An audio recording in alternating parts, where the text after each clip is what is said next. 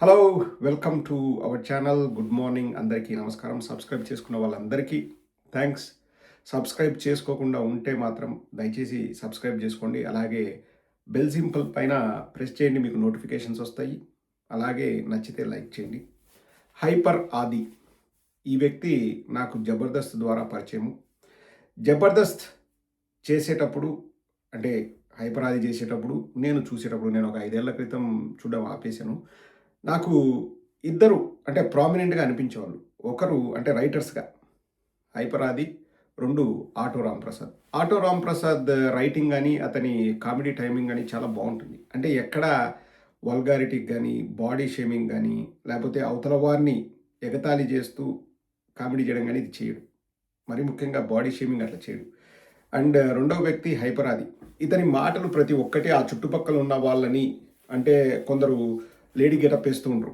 వాళ్ళని విమర్శిస్తూ మరీ ముఖ్యంగా 'రైజింగ్ రాజు' అని ఇతని పార్ట్నర్ ఉండేవాడు. అతన్ని అంటే ఇంకా అతని ఏజ్ రిలేటెడ్ అతనికి ఏవో జబ్బులున్నట్లు మెడిసిన్ గురించి లేకపోతే ఇంకా రేపో మాపో పోతావు, నీకు ఇది అవసరమా, అది అవసరమా, ఇది అవసరమా, అతనేదో నేను బాగా స్ట్రాంగ్‌గా ఉన్నా అంటే ఇతను ఒక కౌంటర్ వేయడము. సో ప్రతీదీ బాడీ షేమింగ్ పైన, జెండర్ షేమింగ్ పైనే ఉండేటివి ఎక్కువ. సో అటువంటి 'హైపర్ ఆది' ఈరోజు 2 విషయాలపైన మాట్లాడడానికి ఒక వీడియో రిలీజ్ చేశాడు. ఒకటి 'సుగాలి ప్రీతి' ఇష్యూ. రెండోది ప్రొఫెసర్ నాగేశ్వరరావు గారి ఇష్యూ. సరే, ప్రొఫెసర్ నాగేశ్వరరావు గారి గురించి 4 రోజుల నుంచి మాట్లాడుతున్నాం. దాని గురించి మాట్లాడేది ఏం లేదు. చూసేది మీరంతా చూస్తూనే ఉంటారు. కొన్ని ప్రశ్నలు 'సుగాలి ప్రీతి' తల్లిగారిని 'హైపర్ ఆది' అడిగాడు. తప్పులేదు, ఎవరైనా అడగొచ్చు. కానీ అతనికి కొన్ని విషయాలు తెలీదు. తనకేదో నచ్చినట్లు, తనకు కన్వీనియంట్‌గా ఉండేటట్టు కొన్ని మాటలు మాట్లాడాడు. మనం తెలియజెప్పే ప్రయత్నం చేద్దాం. చివరి వరకు చూడండి. అతను చెప్పింది గమనించండి. లాస్ట్‌లో ఒక విషయం చెప్తాను మీకు. చివరి వరకు చూడండి. చాలా ఇంట్రెస్టింగ్ విషయం చెప్తాను. సో 'హైపర్ ఆది' ఏమంటున్నాడో ఒక్కసారి వినండి. అందరికీ హాయ్ అండి. ఒక చిన్న విషయం మాట్లాడడానికి వచ్చాను. సుగాలి ప్రీతి అమ్మగారిని నేను ఒకటే అడగదలుచుకున్నాను. అమ్మా, మీరు మీ పాప గురించి ఎప్పటినుంచో పోరాడుతున్నారు.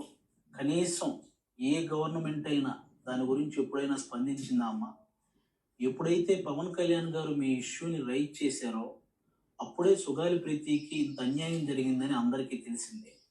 ఎప్పుడైతే పవన్ కళ్యాణ్ గారు ఆ ఇష్యూని రైజ్ చేశారో అప్పుడే ఆ గవర్నమెంట్ స్పందించి మీ ఆయనకు ఒక ఉద్యోగం, మీకు కొంత భూమి ఇవ్వటం జరిగింది.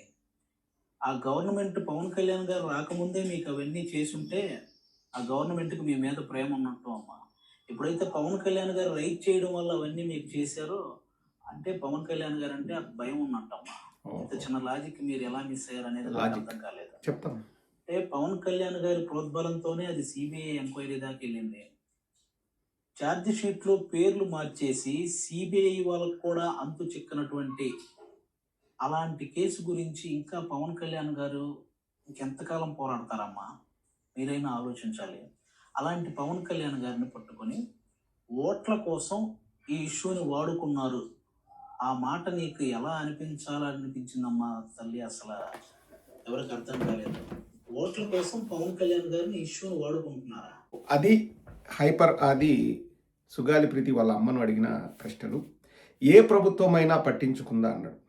నేను ఇది 'హైపర్ ఆది'కి తెలియాలి. 'హైపర్ ఆది'కి చెబుతూనే ప్రజలకు కూడా ఎక్స్‌ప్లెయిన్ చేయాలని ఈ వీడియో చేస్తున్నాను. ఏ ప్రభుత్వమైనా పట్టించుకుందా అన్నాడు. 2017 ఆగస్ట్‌లోనో, సెప్టెంబర్‌లోనో సుగాలి ప్రీతి చనిపోయింది. సో 2019 ఏప్రిల్ వరకు వీళ్ళ ప్రభుత్వమే ఉండింది. అంటే ఎవరిది? ఇప్పుడున్న కూటమి ప్రభుత్వమే. ఇప్పుడు చంద్రబాబు నాయుడు 2018 మార్చి వరకు పవన్ కళ్యాణ్ కూడా ఆ ప్రభుత్వంలో భాగస్వామిగా ఉన్నాడు.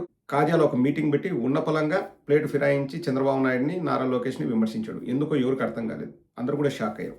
సో సుగాలి ప్రీతి చనిపోయినప్పుడు పవన్ కళ్యాణే అధికారంలో ఉన్నాడు. అంటే డైరెక్ట్ అధికారం లేకపోయినా చంద్రబాబు నాయుడుతో పొత్తులో ఉన్నాడు. సో ఆ ప్రభుత్వం పట్టించుకోలేదు అని చెప్పేసి 'హైపర్ ఆది'యే చెప్తున్నాడు. ఏ ప్రభుత్వమైనా పట్టించుకుందా అమ్మ? పవన్ కళ్యాణ్ ఆ విషయాన్ని రైజ్ చేసే వరకు అన్నాడు. సో పవన్ కళ్యాణ్ పట్టించుకోలేదన్న విషయం 'హైపర్ ఆది'యే ఒప్పుకుంటున్నాడు. అండ్ పవన్ కళ్యాణ్ పట్టించుకునే దానికి ముందే జగన్మోహన్ రెడ్డి గారి ప్రభుత్వం సుగాలి ప్రీతి వాళ్ళ అమ్మకు, నాన్నకు చేయాల్సిన సాయం చేసింది. ఓకే, పవన్ కళ్యాణ్‌కి హీరో ఇమేజ్ ఉంది. గ్లామర్ ఉంది, ఆయన మాట్లాడితే ఆ వాయిస్ ఎక్కువ మందికి వెళ్తుంది. నువ్వు హైలైట్ చేసినచ్చు, మేము కాదనట్లేదు పవన్ కళ్యాణ్ గారిని. సరే సిబిఐకి అప్పగించాం.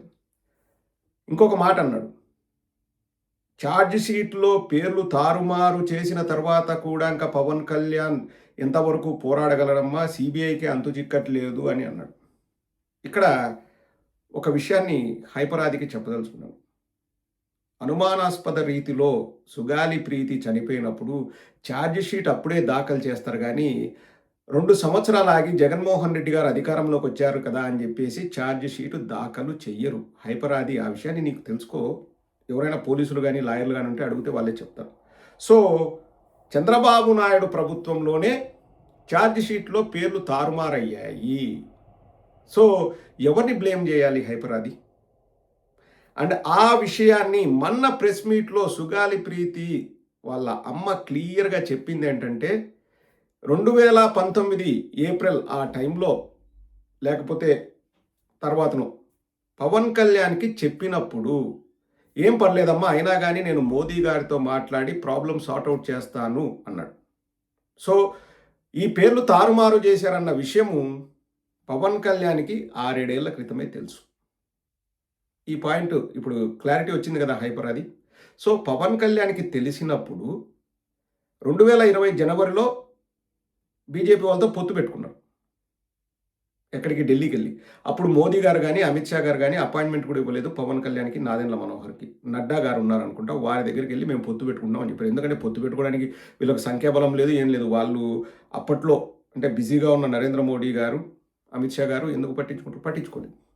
సో, మీరు పొత్తు పెట్టుకున్నారు 2020 జనవరిలో.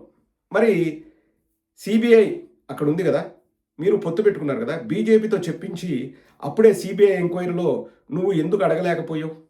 తర్వాత 3, 4 ఏళ్ళు సమయం ఉంది గదా! ఎందుకు అడగలేకపోయావు? ఎందుకు సీబీఐ నువ్వు చేతులు ఎత్తేస్తున్నావు? అంటే అప్పుడు సీబీఐ చెప్పేది గదా! ఇట్లా పేర్లు తారుమారు చేశారు ఛార్జ్ షీట్‌లో, మాకే ఊహకు అందట్లేదని. నువ్వు అప్పుడైనా సైలెంట్‌గా ఉండిండొచ్చు గదా! సో, జగన్మోహన్ రెడ్డి గారి తప్పేం లేదు. జగన్మోహన్ రెడ్డి గారు సీబీఐకి అప్పగించారు. అండ్ పేర్లు తారుమారయ్యాయంటే సీబీఐ వాళ్ళే తలలు పట్టుకుంటున్నారని నువ్వు ఆపొచ్చు కదా పవన్ కళ్యాణ్. ఆపకుండా ప్రతి మీటింగ్‌లో సుగాలి ప్రీతి, సుగాలి ప్రీతి, సుగాలి ప్రీతి, సుగాలి ప్రీతి అని ఎందుకు నువ్వు పదే పదే ఆ పేరు ఉచ్చరించావు? మొన్ననే సుగాలి ప్రీతి వాళ్ళ అమ్మే చెప్తుంది, మా పాప చనిపోయిన దానికంటే మీరు మా పాపను వాడుకున్న తీరు చూసి మాకు బాధ ఎక్కువేస్తుంది అని చెప్పేసి. చిన్న గులకరాయి తగిలితే జగన్మోహన్ రెడ్డి గారికి మీరంతా అయ్యో, అమ్మో, అబ్బో అంటారు. ఒక 14 ఏళ్ల పాపను ఎవరో మానభంగం చేసి చంపితే మీరు పట్టించుకోరు, నాకు ఆవేదన కలుగుతుందని ఎలక్షన్స్ ముందు కూడా అన్నాడే. మరి సీబీఐ వాళ్లకు తెలుసు ఛార్జ్ షీట్‌లో పేర్లు తారుమారైనాయి, ఇంకా పవన్ కళ్యాణ్ ఎంతవరకు పోరాడగలడమ్మా అంటే, మరి ఆ రోజు పవన్ కళ్యాణ్‌కి తెలీదా? సుగాలి ప్రీతి వాళ్ళమ్మ ప్రెస్ మీట్‌లో క్లియర్‌గా చెప్పింది హైపరాది. 2019లోనో ఎప్పుడో ఫస్ట్ పవన్ కళ్యాణ్ కలిసినప్పుడు ఇట్లా పేరు తారుమారు చేశారు సార్ అంటే, నీకెందుకమ్మా నేను సార్ట్ ఔట్ చేస్తా కదా అన్నాడంట. నువ్వు తర్వాత ఏం ఎంక్వైరీ చేసినావు పవన్ కళ్యాణ్? సరే, నువ్వు ఆ విషయము ఇంక ఎంతవరకు పోరాడతాడు అంటున్నావు కదా! మరి అధికారం రాగానే ఫస్ట్ నేను సార్ట్ ఔట్ చేసేది సుగాలి ప్రీతి కేసని ఎందుకు ప్రమాణం చేసినావు? ఎందుకు ప్రమాణం చేసినావు? ఎందుకు భరోసా ఇచ్చినావు? అది ఎలక్షన్స్‌కు వాడుకోవడం కాదమ్మా? హైపరాది మిమ్మల్ని అడుగుతున్నామ్మా. అది ఎలక్షన్స్‌కు వాడుకోవడం కాదా? ఇప్పుడు ఛార్జ్ షీట్ వేసింది అంతకుముందు చంద్రబాబు నాయుడు ప్రభుత్వంలో. సీబీఐకి అప్పగించింది జగన్మోహన్ రెడ్డి గారి హయాంలో. సీబీఐకి అప్పగించిన తర్వాత జగన్మోహన్ రెడ్డి గారు 3 ఏళ్ళో 4 ఏళ్ళో అధికారంలో ఉన్నారు.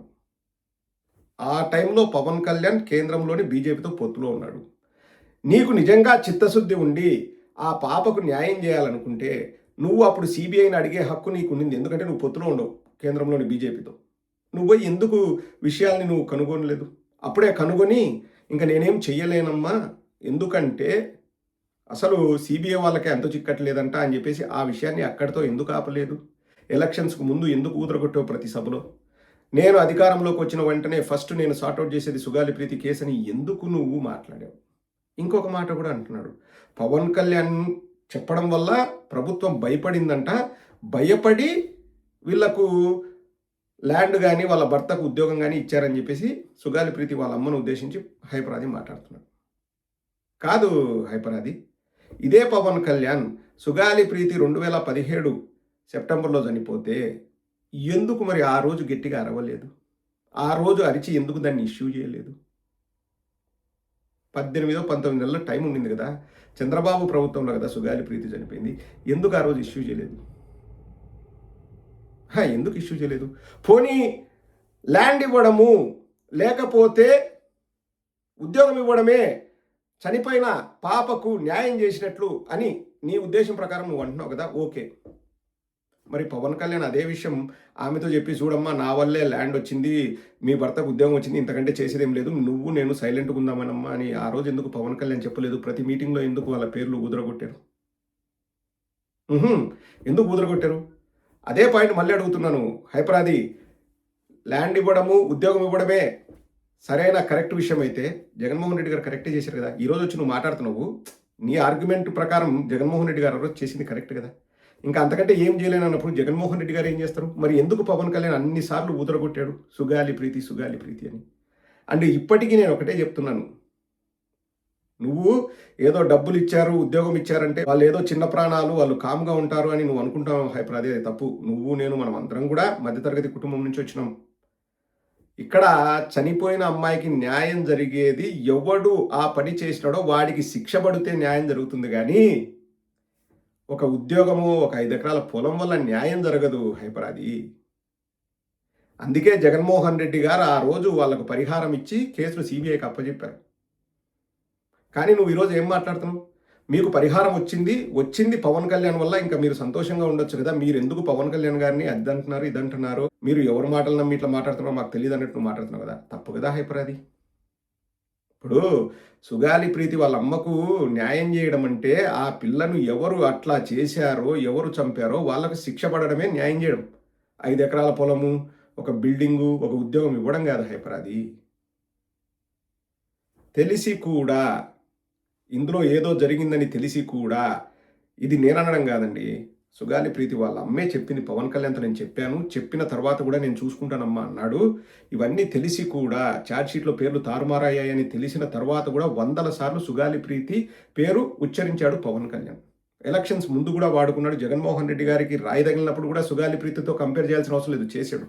మేము అధికారంలోకి వచ్చినాక సార్ట్అవుట్ చేసే ఫస్ట్ ప్రాబ్లం సుగాలి ప్రీతి అని కూడా చెప్పాడు. తర్వాత అసలు ఊసేలేదు. అదేదో సిబిఐలో పేర్లు తారుమారయ్యాయంట ఛార్జ్షీట్లో, నా వల్ల కాదు, నేను ఒక్కడే మాట్లాడాలన్నా, అక్కడికి వెళ్ళి అసెంబ్లీలో మీరందరూ మాట్లాడండి, నాకేంటి, ఇంకా అది అయిపోయింది, నా వల్ల కాదు అని చెప్పేసి చేతులు ఎత్తేసాడు. ఆమె ఎన్నోసార్లు వచ్చేసి అక్కడ పవన్ కళ్యాణ్ ఆఫీస్ ముందు పడిగాపులు కాస్తే నాకు లోపలికి కూడా అలౌ చేయలేదని స్వయంగా సుగాలి ప్రీతి వాళ్ళ అమ్మ అనింది హైపర్. అది ముగించే ముందు ఒక విషయం చెప్తాను కదండి, అదే విషయం ఇది. పాపం ఇంకా చెడ్డ పేరు వస్తుందని హైపరాదిని పంపించి మాట్లాడు అన్నట్లున్నారు. ఒక దీనమైన గొంతుతో, ఒక బాధాతప్త హృదయంతో, ఒక జాలి మాకు కావాలి, మేము జాలిని పొందాలి అనే ఉద్దేశంతో ఈరోజు హైపరాది మాట్లాడుతున్నాడే. ఆ రోజు ఊగిన ఊపుళ్ళేవి, వంగుళ్ళేవి, రుద్దుళ్ళేవి, లేవుళ్ళేవి, పడుకోవడాలేవి, పొల్లుదండాలు పెట్టడమే, అదంతా ఇది సుగాలి ప్రీతికి జరిగితే మీరు అవన్నీ ఏవి ఇంత దీనంగా ఇప్పుడు మాట్లాడుతున్నారే. ఆ రోజు ఆ ఇంటెన్సిటీతో మాట్లాడిన వ్యక్తి, సరే ఈరోజు పవన్ కళ్యాణ్ బయటకు వచ్చేసి పేర్లు తారుమారైనాయంట, సుగాలి ప్రీతికి మేము ఏమి చెయ్యలేం అని అట్లే ఊగుతా ఊగుతా ఊగుతా చెప్పమను అదే ఇంటెన్సిటీతో. ఇప్పుడు మీ వాడి క్రేజ్ ఉందబ్బా, మేము ఒప్పుకుంటాము. ఆ రోజు ఆ క్రేజ్తో అంతగా అరిస్తే అందరూ కూడా న్యాయం చేస్తాడు, ఈయన దగ్గర ఏదో ఉంది, ఆయన దగ్గర కాన్సెప్ట్ ఉంది అనుకున్నాం. కానీ ఇంత అని కాలుగాలిన పిల్లిలాగా ఇంతకు ముందు అడిచి ఇప్పుడు మన్ను తిన్న పాములాగా ఇప్పుడు సైలెంట్గా ఇంకా ఏమీ లేదు అయిపోయింది అన్నట్లు ఆ ఇంటెన్సిటీ లెవెల్ చాలా మారిందేమి హైపర్. అది నువ్వు కూడా దీనంగా మాకు జాలి కావాలి, మాకు సింపతి కావాలి, మాకు సింపతి ఇవ్వండి అని మీరు అడిగినట్లుంది హైపర్. అది అదే ఇంటెన్సిటీతో పాపకు న్యాయం చేయండి.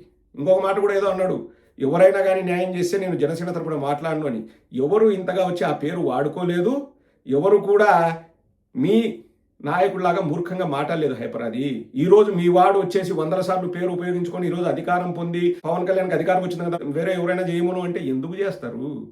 మీరు అధికారంలో ఉండారు, పైన కింద చేయాల్సింది మీరు ఇంత దీనంగా బాధగా హైపర్. అది నీకు తెలుసో తెలియకో మాట్లాడినావో, లేకపోతే వేరే వాళ్ళు చెప్తే మాట్లాడమంటే మాట్లాడినావో, కానీ చాలా విషయాలు జరిగినాయి హైపర్. అది సో అది చంద్రబాబు ప్రభుత్వ హయాంలో జరిగింది. ఎవరు దాక్కుంటున్నారో, ఎవరు దాచిపెడుతున్నారో, ఎవరు ఏం చేస్తున్నారో అన్నది సుగాలి ప్రీతి వాళ్ళ అమ్మకు తెలుసు. ఇప్పటికైనా పవన్ కళ్యాణ్ పిలిపించి మాట్లాడితే ఆమె ఇంతకుముందు చెప్పింది మళ్ళీ మర్చిపోయాడు పవన్ కళ్యాణ్ మళ్ళీ చెప్తాడు. వాళ్ళు వచ్చి చెప్తారు. న్యాయం చేయండి. మీకు కాదు జాలి కావాల్సింది, మీకు కాదు సింపతి కావాల్సింది. న్యాయం జరగాల్సింది సుగాలి ప్రీతి వాళ్ళ అమ్మకి. ఇప్పటికైనా ఈ ఇంకా ఈ మాటలు కట్టిపెట్టి న్యాయం చేయడానికి ట్రై చేయండి. అది